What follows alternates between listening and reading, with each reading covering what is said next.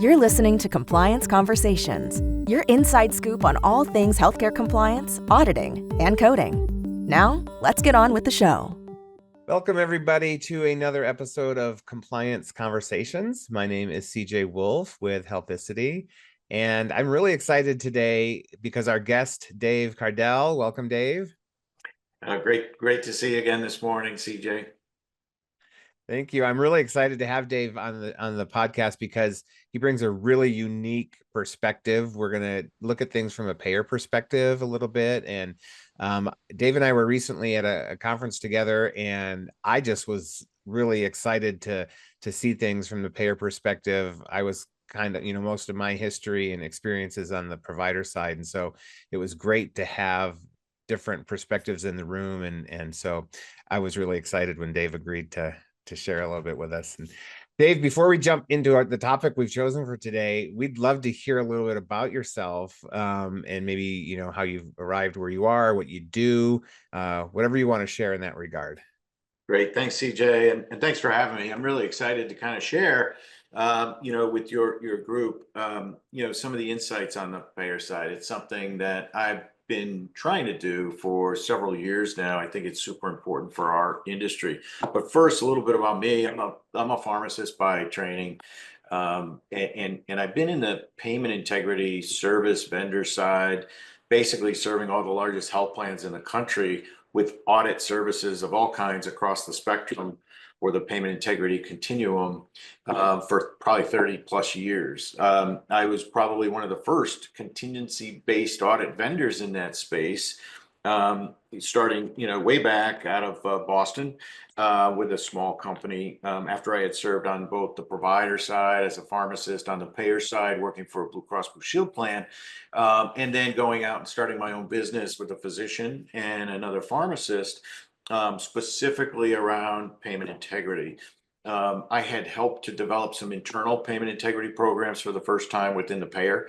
Way back before things were called specialty pharmacy, we were going after cost drugs where there was just egregious kind of overpayments based on mostly errors, quite frankly, just unit errors. There was a lot of complexity and, calculations and conversions and fee schedules and contracts, as you all know very well, within that level of complexity. Even 30 years ago, there was just a lot of overpayments, and that led to, home infusion, DME, renal dialysis. I mean, you name it, just DRG, hospital charge audits, all those things back then 30 years ago that are still happening today in a little bit different forms, but have matured and been refined around, the process to get there. So just wanted to kind of let you all know my background a little bit more than I usually do, because 30 years in the payment integrity service industry, I've got a lot of built up domain expertise, but I really, the last 4 years have really intentionally transitioned to disrupt that. So something I helped create.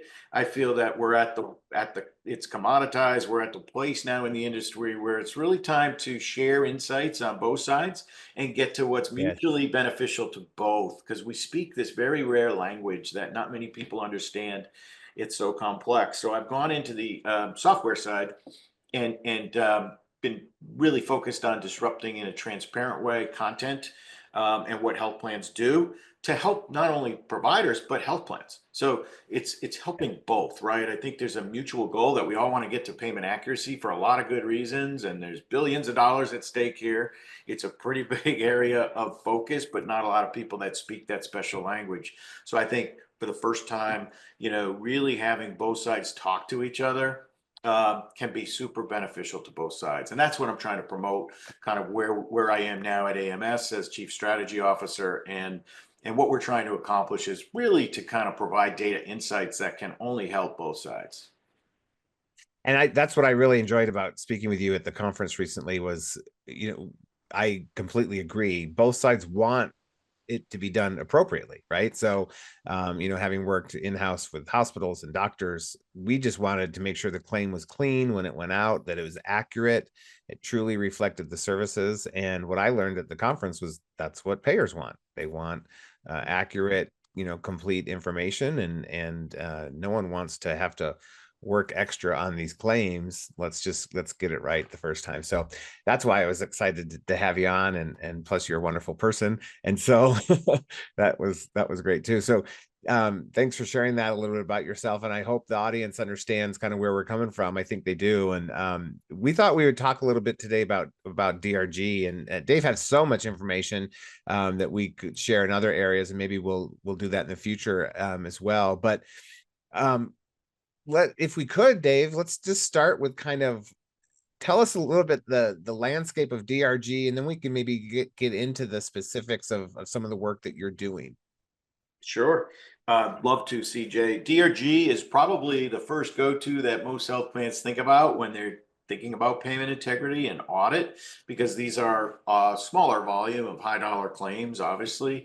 And first of all, I think it's good to just table set and say 30 years of my career, we're focused on the errors based on the complexity of our healthcare system, and the contractual complexities and all these things that come in and all the coding guidelines and policies and rules. There's just a lot of errors that happen. Percentage wise, it's not a lot, but it adds up to a lot of meaningful dollars. So let's get the fraud word off the table. That's not where I have ever been focused. And in fact, when it comes to DRG, it really is truly around just complexity and levels of experience and training and coding expertise and clinical expertise. So, when we start from there, there's always going to be errors with DRG claims, period, full stop, right? And it's like, it shouldn't be a confrontational thing. It's like both sides should try to help each other to that accuracy, that mutual goal of payment accuracy. So that said, I've led some of the largest teams in what I like to call an army back in the day, an army of auditors, right? Right. And a ton of coders. So first and foremost, we felt, in the way we ran our business, was this super important to have actual, credentialed, certified expert coders, not just, a mail-in, certification online, which didn't even exist back when we started, but really truly dedicated coders who had a passion for really understanding correct coding and getting into the nuances. And so trying to get the cream of the crop, and back in that day, it was kind of localized, so you were kind of limited. Now it's kind of opened up with remote, but getting the best that we could and having a very focused mindset coupled with as much technology assistance as possible. So what that really meant was sifting through, just massive amounts of data that was available at the time to be able to look at claims data and try to identify where the best claims from a payer's perspective were to find an error, and making sure that time was well spent, because it's abrasive to providers to ask for a lot of records, especially if Exactly. you're not going to get any savings, right? So getting precision as much as you could, and that's really progressed over the years. But getting those DRGs in a place where at least you have a very high probability of finding an error that you can then document, share with the provider, and get a recovery, because everything was post-pay at that time. It's now progressed where things are now moving a little bit into the prepay, not fully, but there is pressure on providers to turn those medical records around quicker. So we used to have a kind of a screening process that we refined and developed over time. Because we were doing it for so many years, we had a lot of history. So at every hospital in the country, for all the big payers that we were doing this work for, in aggregate, you could say, we know kind of some provider characteristics of how they build certain claims like septicemia or acute respiratory or whatever it was. We kind of knew not only what are the target DRGs that CMS posts out there, but what are the DRGs down to the level of granularity of how is this one provider, hospital XYZ, billing this certain type of DRG, because we know that they've had errors historically. So having a profile of what those actual errors are indicated to me and to us that, hey, this hospital does things really well on this, but these two things they're getting wrong, maybe that's just a training issue. Maybe it's that coder just doesn't understand that one issue clearly around policy. So we try to get as specific as we can. So we had like a NAP system, which is no audit potential. More than 50% of all DRG claims or inpatient claims are already at the lowest, payment for DRG. So there's no reason to even look at those, right? So those are kind of like off the table. Then we would have what we would call GAP, which is good audit potential. Just exactly what it says. we would use like the common, high percentage success rates and the big dollar like septicemia and things like that as a gap type rule, or let's just pick off all the small percent, maybe 4 or 5% of the ones that we just know that we want to look at those no matter what because of high dollar and high potential for, based on complexity, overpayments. And so we'd always want to look at that 5%, and then the rest in the middle, call it 35, 40%, whatever that is. Those are kind of moderate or maps. And that's where we would have clinical, either nurse and or coders would look at the claim specifically and just make a yes, no decision on whether they wanted that record. All that said, collectively, we'd probably get somewhere, and back in the earlier days, it was worse, but maybe 1 out of 5 claims would have a savings. Okay. So you're digging 4 dry holes and you're getting something out of that one, it's pretty bad, but it went on for years like that. No matter what we did, it was kind of like just a low success rate. But when you had a savings, it was pretty significant. So it would make up for that, right? And it's still worth doing. But that's a lot of what I would call unnecessary abrasion today, right? Because today, with technology, AI, big data, all that stuff, we can be much more precise. And that moves up to maybe 33% or 40% success rate, if you're doing it right. You narrow down a little bit of what you're looking at, you get rid of the false positives, and you can also pre-estimate what the savings are and make a decision like, hey, even if I move this down to a different DRG, it's only $50, or you can make financial decisions on whether to pursue or not. Theoretically, that should reduce the amount of audits, get a higher success rate, reduce the abrasion level and frustration, and get the savings that are necessary. Because, after all, the payers have a fiduciary responsibility to do this stuff. So all that's, I know I said a lot, CJ, but so I'll kind of pause here for a second, but that's kind of like where we've been over the last 30 years, how it's gotten a little bit, it's gotten much better and more sophisticated in the screening, what I call screening, to find those DRG claims with the higher success rates, and touch throughout that a little bit on how provider abrasion plays into it. But the mindset of the payer, before I pause, they're really trying hard to do the right thing, but there's a lot of pressure at the payment integrity level within an organization. There's pressure on them to hit a number, to grow their savings, the fiduciary responsibility. At the senior level, the C-suite, I would tell you that most C-suites in the big health plans and even medium health plans, they don't want to do any of this auditing if they didn't have to, right? But there is an obligation and a need to do that. So that's kind of like, they want to do this in the least abrasive way, in the most efficient way. And that's where, full circle today, how do we help do this by sharing insights so that less audits could happen, but more accuracy can take place naturally?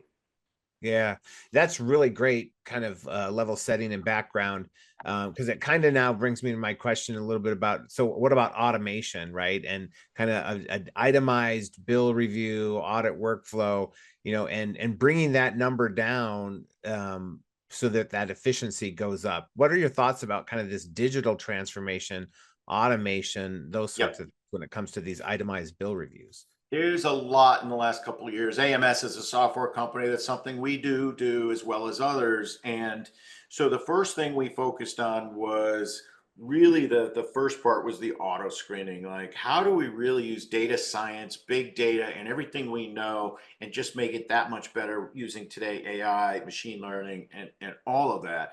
And so we now have, like I said, very high success rates in finding errors, specifically around certain combinations of DRG, procedure codes, sequences, all the things, that attributes that lead to a potential, error or overpayment in the coding. Again, we felt it was really important to have coders, and that some of the best coders helped us develop that kind of logic to get rid of the noise. There are nurses who have coding backgrounds who are great, and I've seen a few, they're kind of rare, but we've seen some firms that just use nurses to do code validation. We did differently. We use those nurses and clinical folks with that expertise to do what we call clinical validation of DRG. So we kind of put it into 2 different buckets, and I think that's important as we go forward. So today we find the highest success rate that there's a potential for some type of error based on either coding or clinical validation. And those are two separate rule engines that we would use. Okay. Once we get the records, or really in our world, once the payer gets the record, we now have something that I've been wanting for decades, and it's the ability to use technology to be able to auto review that 500-page medical record or 600-page or 300-page. And using NLP technology, you digitize that, you run the NLP, natural language processing, and within 2 minutes, you drag and drop that huge medical record. And in a couple of minutes, it's going to read through the lab values. It's going to look through all the keywords that are associated with septicemia or acute respiratory or whatever it is that you're looking at. It's going to analyze that, and it's going to determine a confidence level. This is super important, right? So now it's not going to reduce the abrasion on asking for records that come up with no savings, but what it will do is help the reviewers do this very quickly with a confidence level. There's 99% confidence that this septicemia claim is coded correctly. Stop. Like, don't send this to an auditor. Don't waste the time or money, right? So you just screen through that, and you've saved money on the health plan side, and you've avoided back and forth abrasion with the provider to pursue something that's not there, and reduce appeals and whatnot. So your success rate is now in the 90 percentage points. You might want to draw the line wherever you want. It's 70% confidence level. I might want to look at that because it's a big claim, and it's it's a DRG where there's often errors. So let me look at that. And as they review it, the technology also surfaces all the keywords, all the lab results in a highlighted fashion in a summary form, so that you don't have to go through the whole 500 pages. You can do the review much more quickly. So I look at that and I say, payers, this is brand new to the payers. Some of them haven't even heard this value prop yet, right? It's very early days. And I'm thinking to myself, CJ, perhaps this is something that the providers could actually use before those go out. Like, why not? It's the same technology. It benefits the payer even more so, because then they don't have to even ask for the records, That's right. So to me, it's kind of like almost agnostic, even though I come from a place where it's been fully biased on favoring, payers. Now I'm like, wow, this actually helps payers more than anything, and it helps providers if they want to adopt that. And that's what I don't know enough about the provider RCM side of the house is, do they have the ability to do something like that in a workflow that makes sense to be able to take advantage of this information for their own benefit, and, kind of like a byproduct, it helps the payer, and therefore theoretically that should help that relationship. Yeah, such great questions. And I want to kind of explore those a little bit more in a moment. We're going to take a really quick break, and then we'll be right back to talk about some of those questions. Compliance is complex, which is why you should visit Healthicity's Resource Center. It features updates on the OIG's new General Compliance Program guidance, CEU webinars, and more. Visit healthicity.com/resources today. Welcome back from the break, everybody. Dave's been sharing a lot of wonderful information about kind of from the payer perspective, but we just kind of went into, well, why not do this on the provider side? Why not have, if this technology exists, why not have providers be doing this type of doing this kind of automated review to make the claims even cleaner before they're even sent? And I totally agree.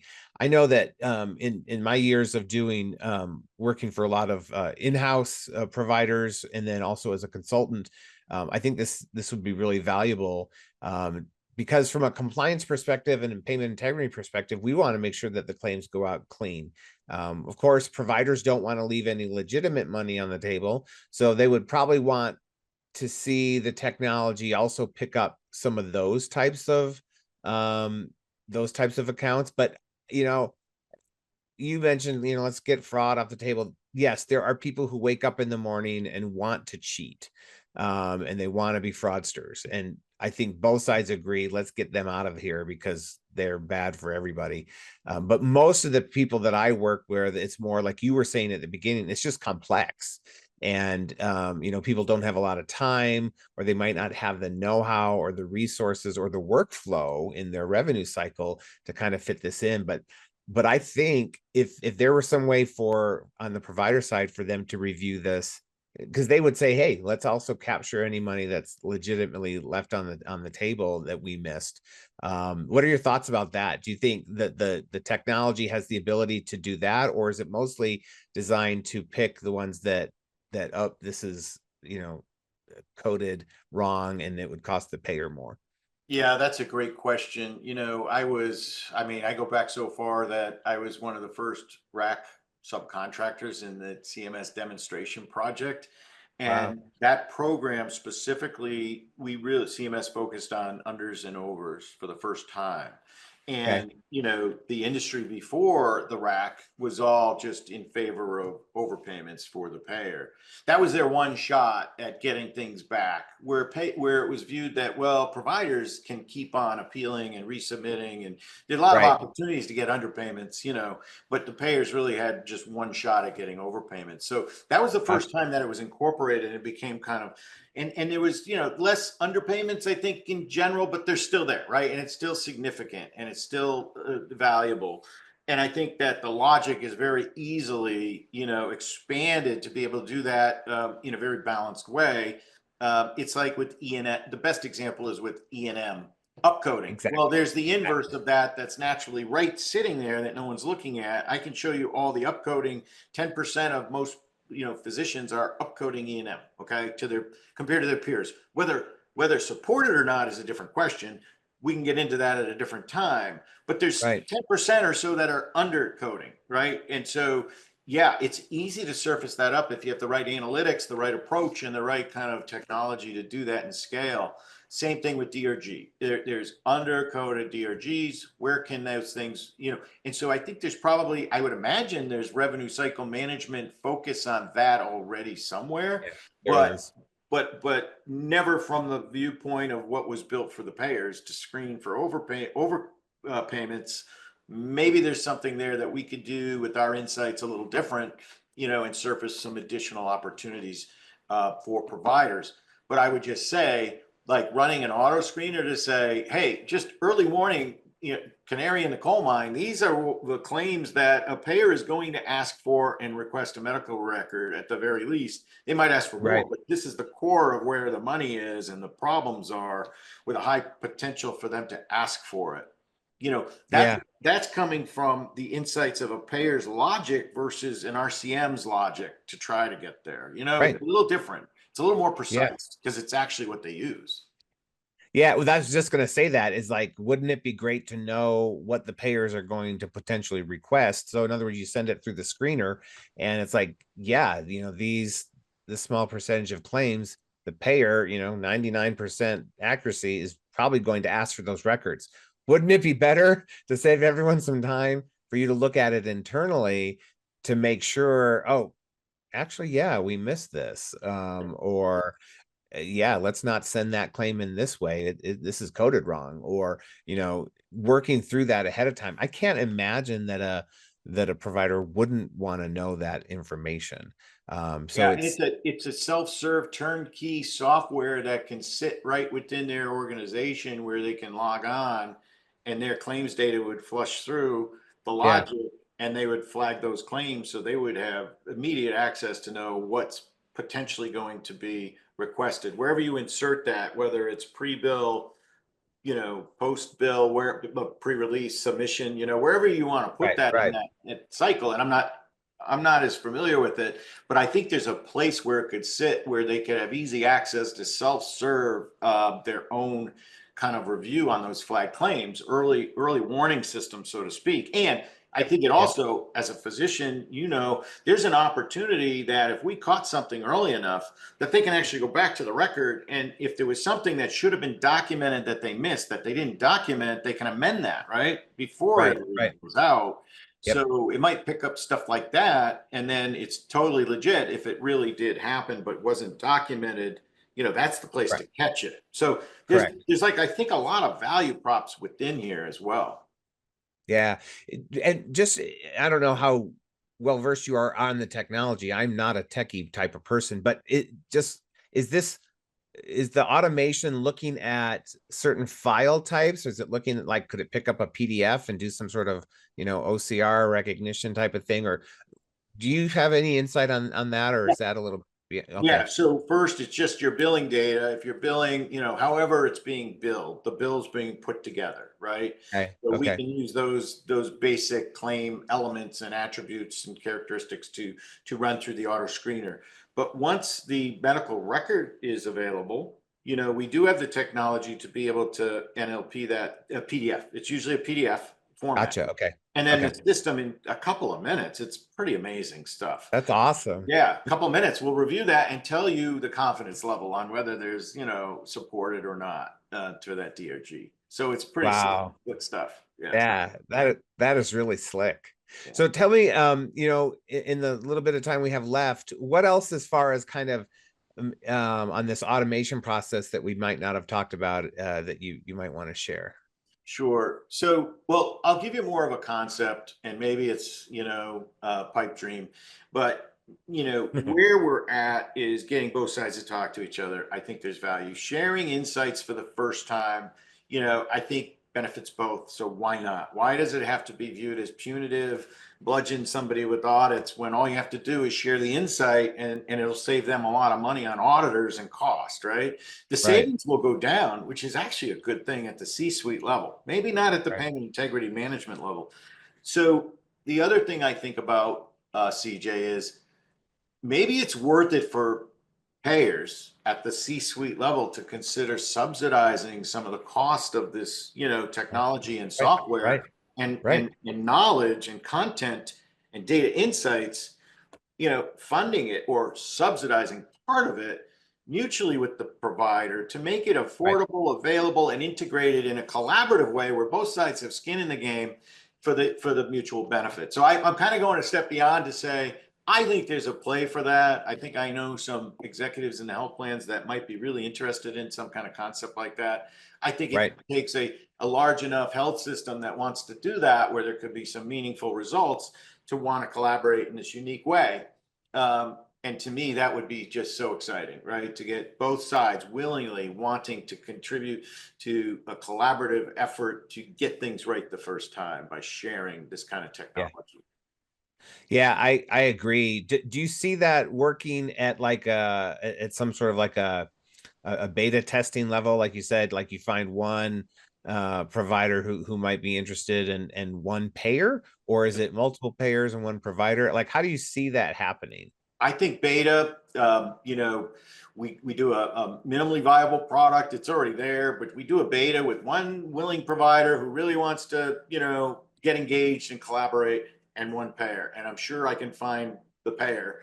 I don't know enough about providers to do that, but I think Yeah. there's so much exciting value that comes out of that proof of concept and pilot, where that can be replicated and scaled in the industry, promoted by both sides. Yeah. I think like I'm thinking from the provider side, it's like you find the provider who feels like the process is so abrasive right now that the the carrot really instead of a stick is, hey, we're requesting, the payer's requesting this many records now, it's costing you guys this much time in staff hours to pull these records.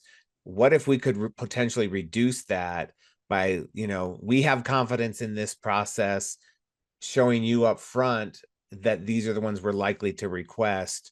I don't know. I could see that playing out. Absolutely. And I think it just have to get at the right level within the health plan to see the bigger strategy, the bigger picture, the Yeah. overall gain. I mean, the providers are truly the health plan's greatest asset, right? And there's been so much abrasion created and confrontation because of all of this audit activity Right. that needs to change. So if both sides can collaborate on one point of that's the most contentious right now and start to Right. share information to make it better, regardless of your payment integrity goals of savings, put that aside because that's minimized here. Then the real relationships and negotiations for better contracts, better reimbursement can happen. And right now, you're not allowed to have those conversations because there's just too much contention, right? And abrasion. Yeah.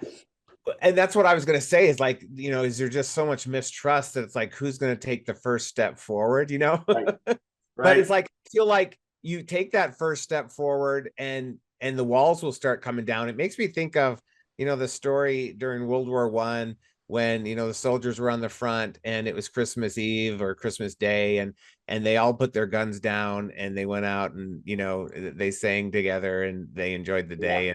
And it's like, that's what it takes. I think like both sides would love to have the peace. Yeah. Yeah.